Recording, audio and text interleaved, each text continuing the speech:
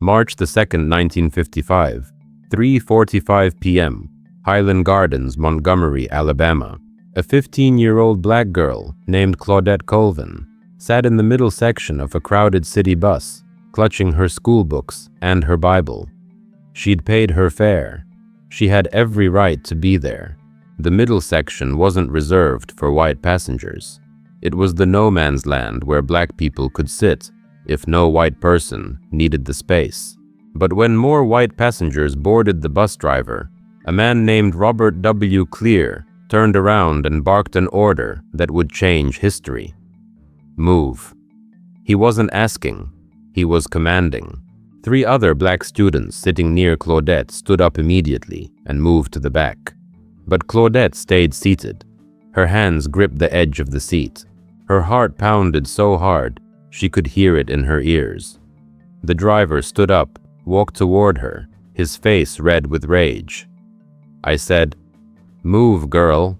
Claudette looked up at him and spoke words that would echo through the Supreme Court 9 months later.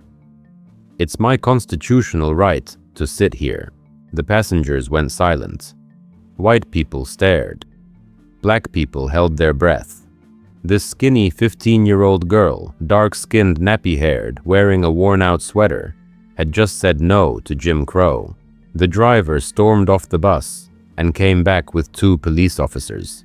They grabbed her by the arms. She didn't fight, but she didn't cooperate either. "It's my constitutional right," she repeated, her voice shaking but clear. One officer hit her in the chest. She stumbled. They dragged her down the aisle of the bus, her books falling, her Bible clutched in one hand. Passengers watched as they shoved this child into a police car and drove her to an adult jail, not a juvenile facility. They booked her like a criminal, charged her with violating segregation laws, disorderly conduct, and assaulting an officer. A 15-year-old girl who weighed maybe 100 pounds, assaulting grown men. They locked her in a cell with adult women arrested for prostitution and public drunkenness. She sat on a cold bench holding her Bible, crying, praying, wondering if she'd ever see her mother again. This happened 9 months before Rosa Parks refused to give up her seat. 9 months. Claudette Colvin was first. But you've never heard her name, have you? You learned about Rosa Parks in school. You've seen her face on posters and textbooks, on stamps. Rosa Parks, the mother of the civil rights movement, the woman who sparked the Montgomery bus boycott, the hero who said no to injustice. And Rosa Parks was brave. Let's be clear about that. She absolutely was. But she wasn't first. Claudette Colvin was first. So why don't you know her name? Why was a 15-year-old girl who did the exact same thing as Rosa Parks completely erased from history? The answer will make you sick. Because a few months after Claudette was arrested, she got pregnant. The father was an older married man. And suddenly the civil rights leaders who had been excited about her case, who had talked about making her the face of their legal challenge to segregation, suddenly they went quiet. E.D. Nixon, president of the Montgomery NAACP, said she was too young, too dark-skinned, too poor. Her hair wasn't right. She didn't speak properly. And now pregnant out of wedlock, she definitely wasn't the right symbol. They needed someone respectable, someone the white moderate could sympathize with, someone clean, non-threatening, married, middle class. They needed Rosa Parks. So they waited. They waited 9 months until Rosa Parks, a 42-year-old married woman secretary of the NAACP, light-skinned, straight-haired, articulate, proper, did the same thing Claudette had done. And then they launched the Montgomery bus boycott. They made Rosa Parks a hero, and they buried Claudette Colvin like she never existed. But here's what they don't teach you. When the NAACP finally decided to challenge bus segregation in federal court, they needed plaintiffs. They needed people who had been arrested for refusing to give up their seats. They chose 4 women: Aurelia Browder, Susie McDonald, Mary Louise Smith, and Claudette Colvin. That's right, they used Claudette, They just didn't give her credit. In February 1956, 16-year-old Claudette Colvin, 7 months pregnant, stood in federal court in front of 3 white judges and testified about her arrest.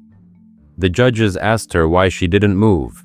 She answered, "I knew I had rights. I paid my fare. It was my constitutional right to sit there just as much as the white woman." A pregnant black teenager schooled 3 white judges on constitutional law, and she won. On June 5, 1956, 2 of the 3 judges ruled that Alabama's bus segregation laws violated the 14th Amendment. Montgomery appealed to the Supreme Court. On November 13, 1956, the Supreme Court affirmed the ruling. Bus segregation was unconstitutional. December 20, 1956, buses in Montgomery were integrated. Do you know what the headline said? Rosa Parks boycott succeeds. Not Claudette Colvin wins Supreme Court case. Not teenage girl defeats Jim Crow. Rosa Parks. And don't get me wrong, the boycott mattered. It kept pressure on the city. It raised national awareness. But the boycott didn't change the law. Claudette's lawsuit changed the law. Without Browder v. Gayle, the case that Claudette Colvin testified in segregation on buses might still be legal in Alabama. But they gave Rosa all the credit, and they erased Claudette completely. By the end of this video, you'll know exactly why they did this. You'll understand the system of respectability politics that has silenced black women for generations. You'll see how the civil rights movement, as heroic as it was also deeply patriarchal and willing to sacrifice young black women to protect its image. You'll learn about other black women who led revolutions and were erased, just like Claudette. And you'll understand why this matters right now today in 2025. Because the same forces that erased Claudette Colvin are erasing black women's leadership right now. This isn't ancient history. Claudette Colvin is alive today. She's 84 years old, living in New York City, still waiting for the recognition she deserves. Your grandmother might remember when this happened. Your mother grew up never learning Claudette's name. This is your history being stolen in real time. If you're a black woman, this is your story. Every time someone told you to be more respectable, to wait your turn to let someone more appropriate lead, that was Claudette's erasure happening again. Every time your courage was dismissed because you weren't perfect enough, that was this same system. And if you're not a black woman, you still need to hear this. Because if they lied to you about who started the civil rights movement, what else did they lie about? How many other heroes were erased? How much of the history you learned in school was edited, sanitized, and whitewashed to make you more comfortable with injustice? This video will answer those questions, and I promise you after watching this, you will never see American history the same way again. You ready? Let's go. Claudette Austin Colvin was born on September 5, 1939 in Montgomery, Alabama. She wasn't born into wealth or privilege. Her biological parents couldn't afford to keep her, so she was raised by her great-aunt and uncle, Mary Ann and Q.P. Colvin. They gave her their last name. They gave her a home. But they couldn't give her much else. The Colvins were poor. Mary Ann worked as a maid for white families, washing their clothes, cleaning their houses, raising their children, while barely having time for her own. Q.P. worked on the railroad backbreaking labor for poverty wages. They lived in King Hill, the poorest black neighborhood in Montgomery. Their house was a shotgun shack with no indoor plumbing. Claudette didn't just accept that this was how things were. She wanted to know why. Why did black people have to sit in the back of the bus? Why did they have to use separate water fountains? Why couldn't they eat at the same lunch counters as white people? Her teachers gave her answers, not the answers white people wanted black children to hear. They taught her about the 14th Amendment, equal protection under the law. They taught her about Reconstruction, about black congressmen and senators who served right after the Civil War, before white supremacists violently overthrew them. They taught her about Harriet Tubman and Sojourner Truth and Frederick Douglass, about black people who fought back, who didn't accept oppression, who demanded their rights. And Claudette absorbed all of it. She joined the NAACP Youth Council. She attended meetings where they discussed strategy, how to challenge segregation, how to fight back without getting killed. Because that was always the balance. Fight too hard and you disappear. Fight too soft and nothing changes. Claudette also went to church. Every Sunday, her family attended a Black Baptist church where the preaching was fire and the singing shook the walls. In that church, she learned that God didn't make anybody inferior, that every human being was made in God's image, that injustice was a sin, that standing up for righteousness was a holy duty. So when Claudette sat on that bus on March 2nd, 1955, she wasn't just being rebellious, she was acting on everything she'd been taught, by her teachers, by her church, by the Constitution of the United States. She was 15 years old, but she knew her rights better than most adults, and she was willing to go to jail to defend them. Now let's talk about what Montgomery was like in 1955. This wasn't the Deep South of 1855. This was post-World War II America. Black men had just fought and died in Europe and the Pacific to defeat fascism. They came home expecting things to change, expecting that if they were good enough to die for America, they were good enough to be treated like citizens. But Jim Crow said otherwise. In Montgomery, 70% of bus riders were black. 70%. The bus company depended on black people's money to stay in business, but black passengers were treated like trash. They had to pay their fare at the front of the bus, then get off and walk to the back door to enter. Sometimes the bus driver would drive off before they could get back on. Sometimes drivers called black passengers boy-girl or worse. Black people had to stand, even when seats in the white section were empty. And if the white section filled up, black people in the middle section had to give up their seats. The rules weren't even consistent. It depended on the driver's mood. Some drivers were vicious, some were indifferent. None of them saw black passengers as human beings who deserved basic dignity. Claudette rode the bus every day to get to Booker T. Washington High School. She saw the humiliation, she felt it, and she hated it. So did a lot of black people in Montgomery. There was anger simmering just below the surface. People were tired, exhausted, ready for something to change. And Rosa Parks, who would become famous 9 months later, was already active in the NAACP. She was the secretary of the Montgomery chapter. She knew all the leaders. She attended strategy meetings. She was being groomed, whether she knew it or not, to be the face of a challenge to bus segregation.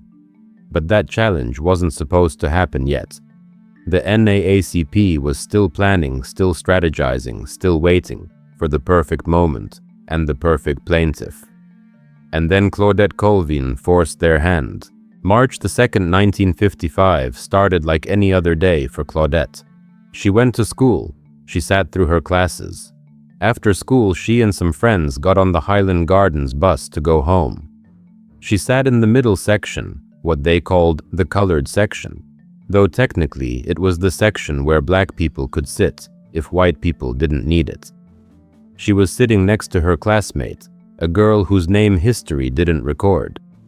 Across from her sat 2 other black students. The bus filled up. More white passengers got on, and that's when the trouble started. The driver, Robert W. Clear, noticed white passengers standing. He stood up and pointed at Claudette and the other students. "Y'all need to move." The 2 students across from Claudette stood up and moved. The girl sitting next to Claudette stood up and moved. But Claudette stayed seated. She didn't say anything at first. She just didn't move. Clear walked back to where she was sitting. I said, "Get up." Claudette finally spoke. I paid my fare. I don't have to move. I have a right to sit here. Now understand, this wasn't just sass. This was constitutional knowledge. Claudette had learned in school that the Plessy versus Ferguson decision, which established separate but equal, actually said that facilities had to be equal. And she knew that the middle section of the bus wasn't reserved for white people. It was flexible space. So technically, legally, she didn't have to move unless the entire white section was full and there were white passengers standing. But Jim Crow didn't care about technicalities. It cared about power. And a black girl defying a white man's order was an unforgivable challenge to that power. Clear got off the bus and called the police. Within minutes, 2 officers arrived, Paul Headley and Thomas J. Ward, both white, both ready to put this uppity black girl in her place. "Get up," one of them said. Claudette looked at them and repeated what she'd told the driver. "It's my constitutional right to sit here. You can arrest me, but I'm not moving voluntarily." And that's exactly what they did. They grabbed her by the arms. She went limp, not fighting but not cooperating. One officer shoved her. She stumbled. Her books fell to the floor. Passengers watched in silence. Some black passengers looked away. They'd seen this before. Getting involved meant getting arrested yourself. White passengers smirked. Finally, someone's putting these people in their place. The officers dragged Claudette down the aisle of the bus. Her legs buckled. They pulled her anyway. Outside the bus, they shoved her into the back of a police car. One officer sat in the front seat and turned around to look at her. "You better shut up, girl, or I'll slap you." Claudette was terrified. She was crying. But she kept saying it. "It's my constitutional right. It's my constitutional right." They took her to the adult jail, not the juvenile detention center, the adult jail. They fingerprinted her, took her mugshot, booked her like a hardened criminal. The charges were absurd, violating the city segregation ordinance. That one made sense, even though the ordinance itself was unjust. But then they added disorderly conduct and assault. Assault. They claimed she'd scratched one of the officers and kicked another. This was a 15-year-old girl being manhandled by 2 grown men. If anyone was assaulted, it was her. But they needed those charges to make her look like a criminal, to justify the violence, to scare other black kids into never doing what she'd done. They put her in a holding cell with adult women, women arrested for prostitution, public intoxication, fighting. Claudette sat on a metal bench, still clutching her Bible. She prayed. She cried. She waited for hours, not knowing if her parents even knew where she was. Finally, late that night, Mary Ann and Q.P. Colvin arrived at the jail. They'd scraped together bail money. They took their daughter home. And the next day, word spread through Black Montgomery. A teenager had been arrested for refusing to give up her seat. People were shocked, inspired, angry, and immediately, the civil rights leaders started asking, could this be the case we've been waiting for? Could Claudette Colvin be the Rosa Parks before Rosa Parks? For a few weeks, it seemed like the answer was yes. E.D. Nixon, the president of the Montgomery NAACP, met with Claudette and her family. Fred Gray, a young black lawyer who would go on to argue some of the most important civil rights cases in American history, agreed to represent her. Jo Ann Robinson, a college professor who led the Women's Political Council, talked about organizing a bus boycott. Everything was in motion. And then Claudette got pregnant. The father was a man named C.P. Austin. He was older than Claudette. He was married. And when people found out, everything changed. Suddenly, E.D. Nixon wasn't so sure Claudette was the right plaintiff. Suddenly, the preachers and the teachers and the middle-class black leaders started whispering. She's too young. She's not respectable. She's pregnant out of wedlock. We can't make her the face of the movement. Now let's pause here and talk about what was really happening. Because this wasn't just about Claudette's pregnancy. This was about respectability, politics. The idea that black people had to be twice as good, twice as clean, twice as moral, to deserve the same rights that white people got, just for being born white. Respectability politics said you can't fight oppression looking oppressed. You have to wear your Sunday best. Speak proper English. Show white people that you're not the stereotype they think you are. And if you're a woman, you better be a saint. Married, modest, quiet, deferential, certainly not a pregnant teenager. The civil rights leaders weren't necessarily wrong to think about optics. They were dealing with a white power structure that was looking for any excuse to dismiss them. They were dealing with white moderates who claimed to support equality, but only if black people didn't make them too uncomfortable. And they were dealing with a national media that would absolutely have focused on Claudette's pregnancy rather than her courage. But here's the problem. By demanding that their heroes be perfect, they were accepting the premise that you have to be perfect to deserve freedom. They were saying that a 15-year-old girl who got pregnant wasn't worthy of justice, that her constitutional rights somehow mattered less because she didn't fit the image they wanted to project. And in doing so, they threw Claudette Colvin under the bus. Literally. So they waited. They told Claudette and her family that her case was still important, but that maybe she shouldn't be in the spotlight. They'd find another way to use her. And then on December 1st, 1955, 9 months after Claudette's arrest, Rosa Parks refused to give up her seat on a Montgomery bus. Rosa Parks was perfect, 42 years old, married to Raymond Parks, a barber and NAACP activist, secretary of the Montgomery NAACP, light-skinned, well-dressed, articulate, respectable. And here's the thing, Rosa Parks' arrest wasn't spontaneous. It was planned, not in the sense that it was staged or fake. Rosa Parks absolutely had the courage to do what she did. But the NAACP had been looking for the right case, the right plaintiff, and when Rosa was arrested, they knew immediately that this was it. Within hours, Joanne Robinson and the Women's Political Council had printed 35,000 flyers calling for a bus boycott. Within days, the Montgomery Improvement Association was formed, with a young preacher named Martin Luther King Jr. as its president. The boycott lasted 381 days. Black people walked to work, they carpooled, they organized a sophisticated transportation system, they faced violence and intimidation, and they won. But they didn't win because of the boycott alone. They won because of Browder v. Gayle. Remember that name, Browder v. Gayle. In February 1956, while the boycott was still going on, Fred Gray filed a federal lawsuit challenging the constitutionality of bus segregation in Alabama. He needed plaintiffs. He needed people who had been arrested for refusing to give up their seats. He chose 4 women: Aurelia Browder, a 36-year-old housewife; Susie McDonald, a 77-year-old woman who had been riding the buses for years; Mary Louise Smith, an 18-year-old who had been arrested in October 1955, a month before Rosa Parks; and Claudette Colvin, the 16-year-old pregnant girl who had started it all. On May 11, 1956, these 4 women testified in federal court. 3 white judges presided.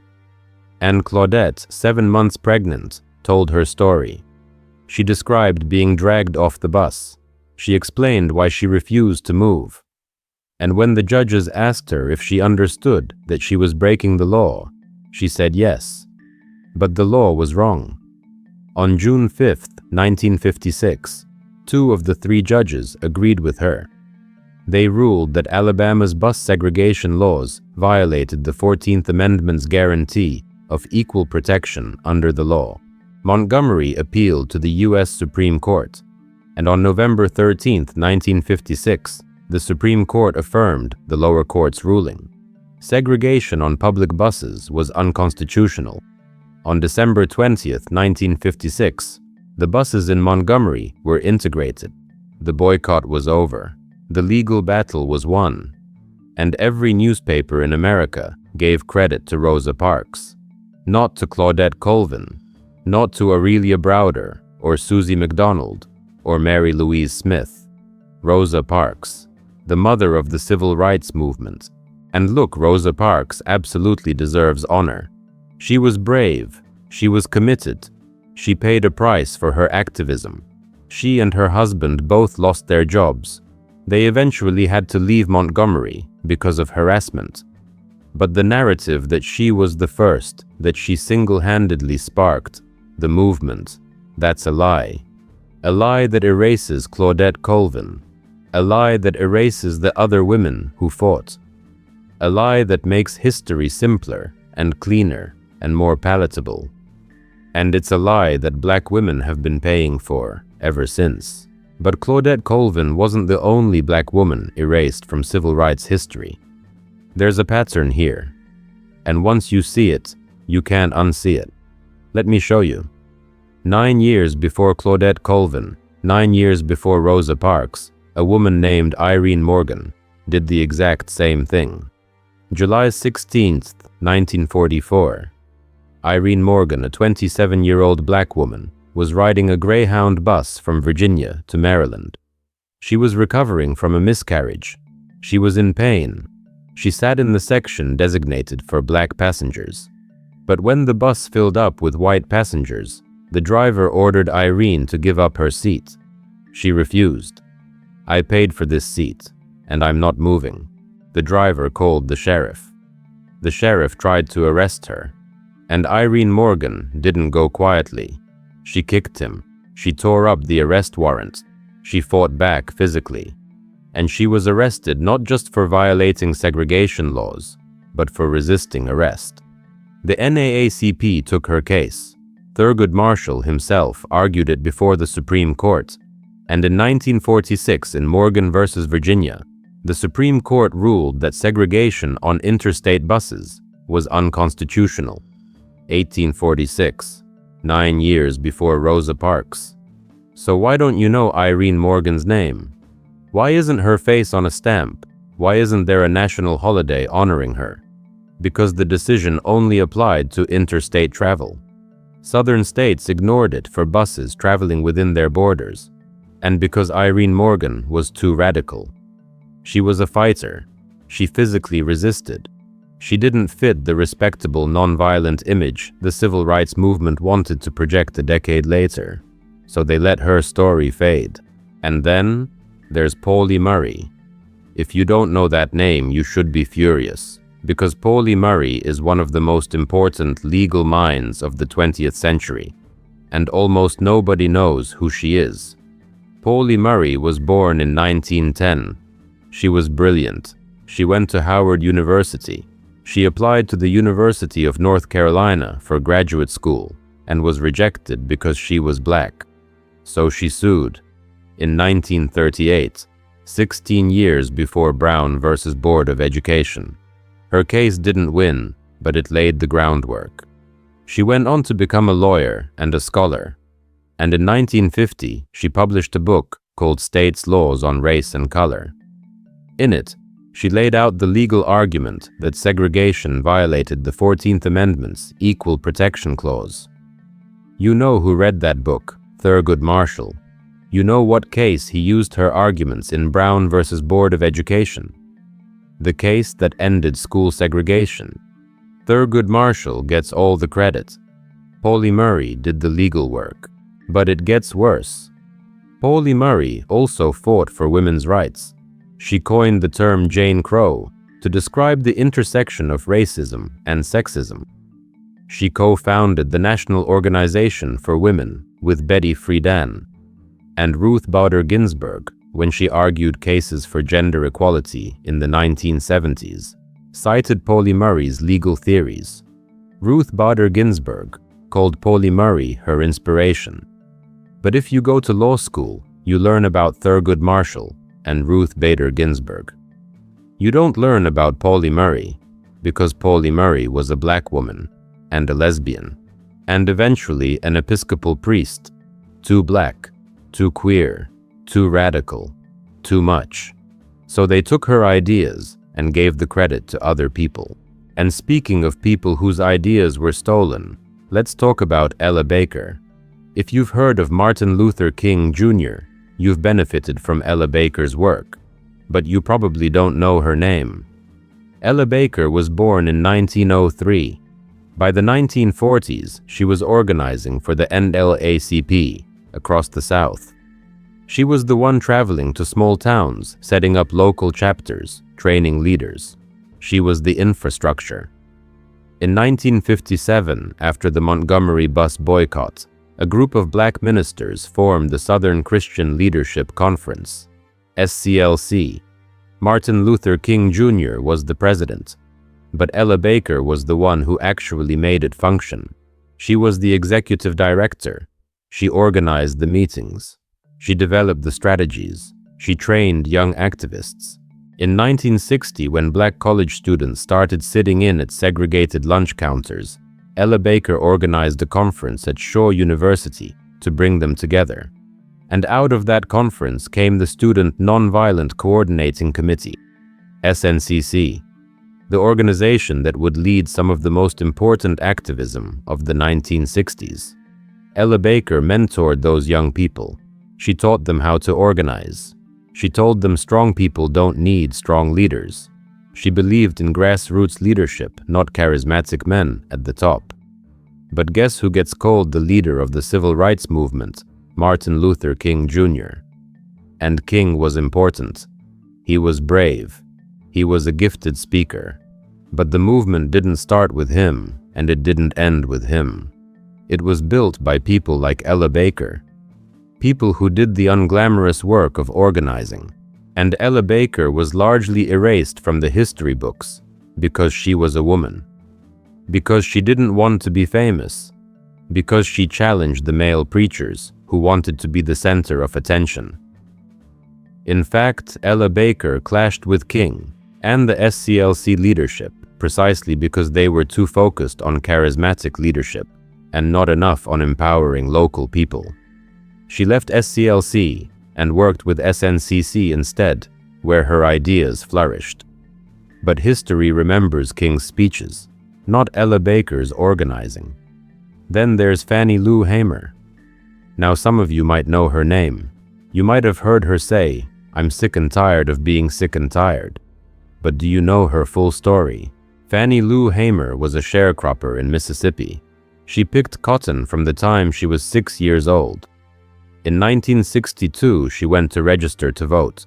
She was 44 years old and had never been allowed to vote in her life. The plantation owner found out she'd tried to register. He kicked her off the land where she'd lived and worked for 18 years. She lost everything. But she didn't stop. She became a voting rights organizer. In 1963, she was arrested in Winona, Mississippi, along with other activists. The police beat her so badly, she almost died. They made other black prisoners beat her with blackjacks, while the white officers supervised. She was beaten so severely, she had permanent kidney damage and lost sight in one eye. In 1964, Fannie Lou Hamer went to the Democratic National Convention in Atlantic City as part of the Mississippi Freedom Democratic Party. They were challenging the all-white Mississippi delegation, and Fannie Lou Hamer testified on national television about what had been done to her. She described the beating. She described the terror. She described being sterilized without her consent by a white doctor as part of Mississippi's eugenics program. Her testimony was so powerful, so damning, that President Lyndon Johnson was terrified. He called a last-minute press conference to interrupt the broadcast. He didn't want America to hear what Fannie Lou Hamer had to say. But people heard anyway. And the Mississippi Freedom Democratic Party's challenge forced the Democratic Party to integrate its delegations going forward. Fannie Lou Hamer changed the Democratic Party. But history books talk about LBJ's Great Society. They talk about the Voting Rights Act. They don't talk much about Fannie Lou Hamer. Why? Because she was too radical. She didn't ask politely. She didn't wait for white moderates to be comfortable. She told the truth loud and clear and unfiltered, and that made people uncomfortable, so they minimized her. They remembered her quote, but not her story. They reduced her to a soundbite. Do you see the pattern? Now Irene Morgan fought first. Pauli Murray did the legal work. Ella Baker built the infrastructure. Fannie Lou Hamer told the truth. And all of them were erased or minimized so that men, especially men, could be centered in the story. This wasn't an accident. This wasn't coincidence. This was policy. Because if America admitted that black women, poor black women, dark-skinned, black women queer, black women, teenage black women, unwed mothers, if America admitted that these women could lead revolutions, then what? Then the whole narrative collapses. The narrative that you have to be respectable to deserve freedom. The narrative that leaders have to be men. The narrative that change comes from the top down instead of the bottom up. Claudette Colvin proved that you don't have to be perfect to be right. You don't have to be middle-aged or married or respectable. You just have to be brave. And that terrified everyone. It terrified white supremacists because it meant any black person, even a child, could challenge the system. And it terrified some black leaders because it meant they couldn't control the narrative. They couldn't manage the movement. Teenage girls don't take orders well. They ask inconvenient questions. They don't wait for permission. And so Claudette had to be erased. Not because she wasn't heroic, but because she was too heroic in the wrong way. Now let's talk about how they did it. How do you erase someone from history? How do you make sure that generations of people never hear a name, never know a story, never learn about a hero who changed the world? It's not as simple as burning books, though they did that too. It's a multi-layered system of suppression that operates through culture, law, media, and education. And once you understand how it works, you'll see it happening right now, today, in real time. Let's start with respectability politics, because that's the foundation of the erasure. Respectability politics is the idea that marginalized people have to prove they deserve rights by behaving in ways that make privileged people comfortable. It says your freedom is conditional. Earn it. Be respectable. Don't make trouble. Speak properly. Dress nicely. Show them you're one of the good ones. The roots of respectability politics in Black America go back to Reconstruction. After slavery ended, black leaders had a debate. W.E.B. Du Bois said, "Fight for full equality immediately. Demand your rights." Booker T. Washington said, "No, build yourselves up first. Learn trades. Accumulate wealth. Prove you deserve equality, and then white people will give it to you." Washington's approach won for a while, and it created a culture in black middle-class communities where appearance, behavior, and reputation became paramount. You had to be above reproach, because one scandal, one misstep, and white people would use it as evidence that black people as a whole weren't ready for equality. By the 1950s, this mentality was deeply embedded in civil rights strategy. Leaders genuinely believed that if they presented the perfect plaintiff, the perfect victim, the perfect hero, they could win over white moderates and change laws. And to some extent, it worked. Rosa Parks was the perfect symbol. She was a seamstress, hard-working, married, light-skinned enough not to scare white people, articulate, quiet, non-threatening. White moderates could look at Rosa Parks and think, well, she seems nice. Maybe she does deserve to sit wherever she wants. But the cost of that strategy was that anyone who didn't fit the mold got thrown away. Claudette Colvin was too young, too dark, too poor, too pregnant. Bayard Rustin organized the March on Washington.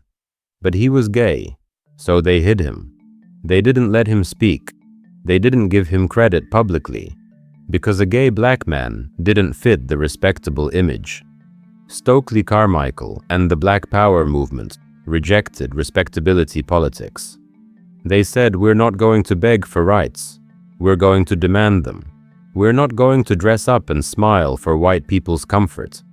We're going to be ourselves, loud and proud, and unapologetic. And mainstream America called them dangerous, radical, un-American. Because the whole point of respectability politics is control. If freedom is conditional on good behavior, then the people in power get to define what good behavior is, and they can change the definition whenever they want. Claudette Colvin's pregnancy gave them the excuse they needed. She's not respectable. We can't use her. But here's the truth. If it hadn't been her pregnancy, it would have been something else. Too young, too dark, too poor, too loud, too angry. There's always a reason to disqualify someone who doesn't fit the mold, and the mold is designed to exclude most people. Now let's talk about patriarchy within the civil rights movement, because this is where it gets uncomfortable. The civil rights movement was heroic. It was necessary. It changed America, but it was also deeply sexist. The leadership structure of every major civil rights organization was male-dominated. The NAACP, the SCLC. SNCC started out more egalitarian because of Ella Baker's influence. But even there, the most visible leaders were men. Women did the organizing work. They made the phone calls. They typed the letters. They cooked the food for meetings. They raised the money. They taught the classes. They took the risks. But men gave the speeches. Men negotiated with white officials. Men were called leaders. Ella Baker said it explicitly. The SCLC ministers wanted to be stars. They wanted press attention.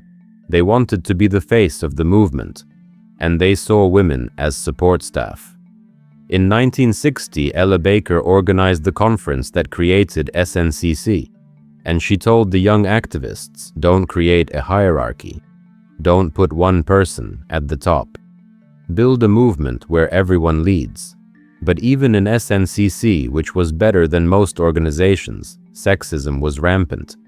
Stokely Carmichael, who later became a major leader, said in 1964 the position of women in SNCC is prone. Prone, as in lying down, as in available for sex. He said this. And when women in SNCC objected, when they started talking about women's liberation, they were told to stop distracting from the real issue, which was racial justice. As if women's liberation and racial justice weren't connected. As if black women didn't face both racism and sexism. As if fighting for black women's rights wasn't central to fighting for black liberation. But the men in charge didn't see it that way. And when it came time to choose who would represent the movement, they chose people they could control.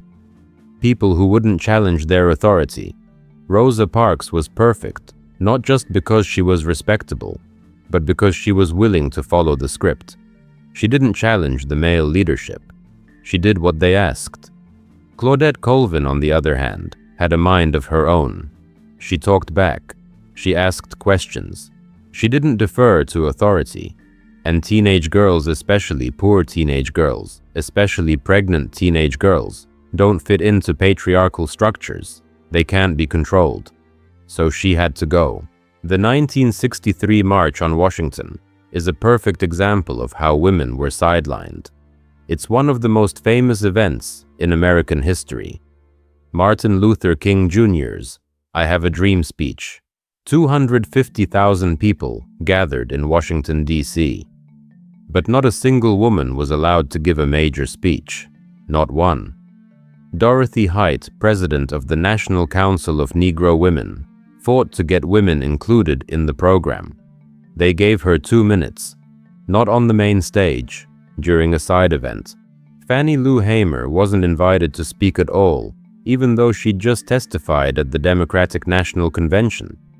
Diane Nash, one of the key leaders of the Nashville sit-ins and the Freedom Rides, wasn't on the program. Rosa Parks was there, but she wasn't invited to speak. She was introduced briefly along with other women as part of a tribute to Negro women fighters for freedom. They stood up.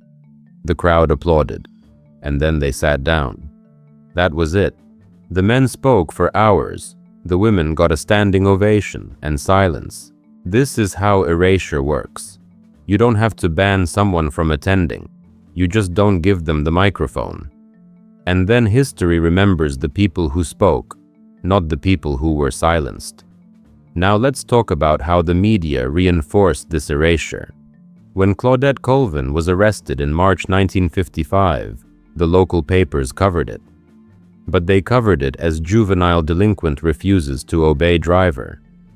Troublemaker causes scene. Negro girl arrested for assault. They didn't cover it as brave teenager stands up for constitutional rights. They didn't interview Claudette about why she did it. They didn't talk to her teachers or her pastor or the NAACP Youth Council. They covered it as a crime story, a misbehaving kid. And then they moved on. When Rosa Parks was arrested in December 1955, the coverage was completely different. The white newspapers still framed it negatively at first. Negro woman arrested for violating segregation law. But the black newspapers and the national media picked it up differently. They had 9 months to prepare, 9 months to craft the narrative. And the NAACP knew how to work with the press. They positioned Rosa Parks as a respectable, sympathetic figure. They emphasized her age, her job, her reputation. They made sure reporters knew she was married, church-going, non-threatening. And it worked. Rosa became a symbol, a hero, the mother of the civil rights movement. And Claudette Colvin became a footnote. Actually, not even a footnote. She disappeared entirely. For decades, history books didn't mention her at all. Rosa Parks was the first person to refuse to give up her seat in Montgomery. That's what students learned. That's what teachers taught. It wasn't until 2000 when Philip Hughes published a young adult book called Claudette Colvin Twice Toward Justice that most people even heard her name. 45 years after her arrest. 45 years of erasure. And here's the thing, the media didn't erase Claudette by accident. They erased her because she didn't fit the narrative. Narratives need heroes who are easy to understand. Simple. Clean. Rosa Parks fit that narrative. Tired seamstress refuses to move. Inspires boycott. Changes history. Simple. Clean. Inspirational. Claudette Colvin complicated. Messy. Pregnant teenager. Angry. Didn't inspire immediate boycott. Her case went through the courts, which is boring compared to dramatic protests. So the media chose Rosa. And once that choice was made, it became the truth. This is how erasure works through media. You don't ban the story. You just tell a different story louder. And finally, let's talk about educational erasure, how textbooks bury the truth. If you went to school in America, you learned a very specific version of civil rights history. Maybe you learned about Rosa Parks and the Montgomery bus boycott. Definitely learned about Martin Luther King Jr. and his I Have a Dream speech. Maybe learned about the Freedom Rides and the Selma March. Probably learned that the civil rights movement was about nonviolent protest. That eventually white people realized segregation was wrong. That laws were passed and everything got better. What you didn't learn is that the civil rights movement was full of conflict, debate, and disagreement. That there were radical activists who didn't believe in nonviolence.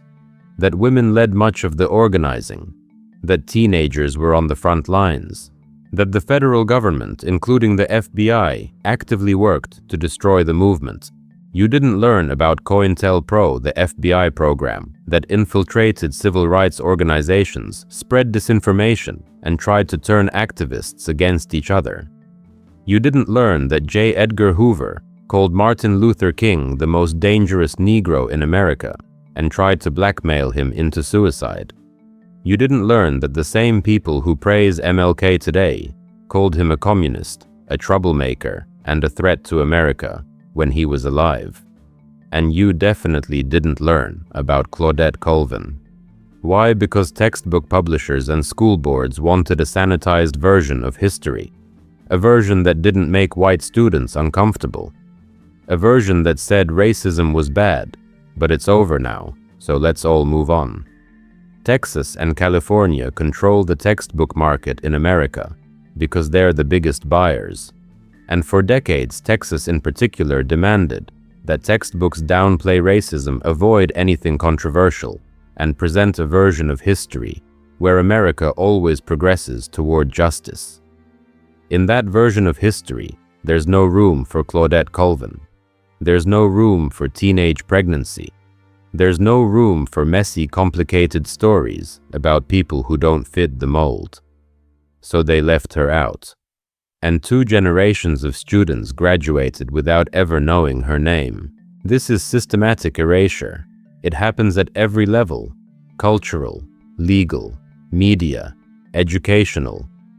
And it doesn't just erase individuals. It erases the truth about how change happens.